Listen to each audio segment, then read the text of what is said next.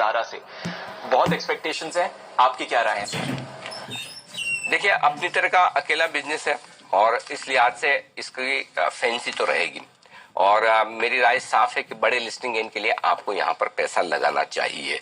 पहली चीज तो ये क्यों लगाना चाहिए, सबसे पहली बात तो कि गेमिंग बिजनेस बहुत तेजी से ग्रोथ कर रहा है और यूथ में, युवाओं में बड़ा पॉपुलर है। दूसरी बात है कि मैनेजमेंट बेहद एक्सपीरियंस है, पिछले 20 सालों से वो इस काम को कर रहे हैं और उनकी गहरी पकड़ है। और दूसरी एक इंटरेस्टिंग चीज इस कंपनी में दिखी है वो ये कि इनऑर्गेनिक ग्रोथ बहुत जबरदस्त है।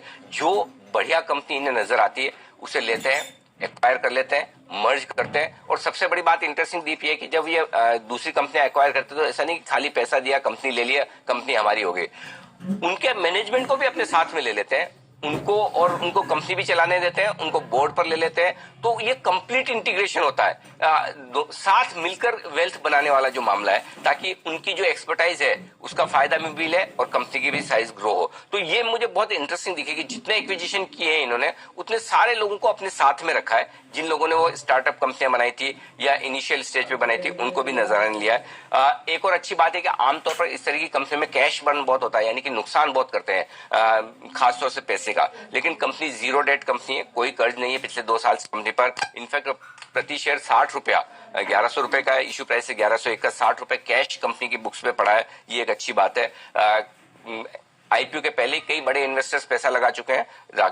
राकेश झुंझुनवाला साहब की ऑलरेडी 11% हिस्सेदारी इस कंपनी में है। ये सारे पॉजिटिव्स हैं। नेगेटिव एक ही चीज है दीप जो सबसे बड़ी है, वो ये कि कंपटीशन जबरदस्त है।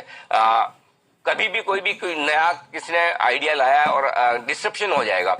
आप देखिए ड्रीम 11 और ये सारी जितनी साइट्स अब वापस आ रही हैं, पोर्टल्स आ रहे हैं, गेमिंग पोर्टल्स वगैरह, वो आप देख सकते हैं कि कभी भी किसी भी तरह से कहां से कंपटीशन आएगा वो पता नहीं। तो कंपटीशन बहुत जबरदस्त है और इसीलिए आपने देखा हो कि मैंने लिखा है apply for big listing gain. मैंने लॉन्ग टर्म का लिखा ही नहीं, क्योंकि ये तो पता है कि लिस्टिंग गेन बहुत तगड़ा मिलेगा। लिस्टिंग गेन मिलने के बाद देखेंगे कि लॉन्ग टर्म में कहां किस तरह से स्टॉप लॉस के साथ होल्ड करना चाहिए, क्योंकि इन कंपनियों में डिस्ट्रप्शन का रिस्क सबसे ज्यादा है। अगर कोई और कंपनी, हो सकता है ये कंपनी भी और बड़ी हो जाए डिस्ट्रप्शन के नाम पर, दूसरी जो नई आने वाली कंपनियां उनका बिजनेस सेंस कर ले और उन्हें ही खरीद ले। जो अब तक का इसका मैनेजमेंट का ट्रैक रिकॉर्ड है वो भी पॉसिबल है, उसकी संभावना भी पूरी है। लेकिन फिर भी आप कंपटीशन को नजरअंदाज नहीं कर सकते, ये एक बड़ी रिस्क है। दूसरी है प्रॉफिटेबिलिटी।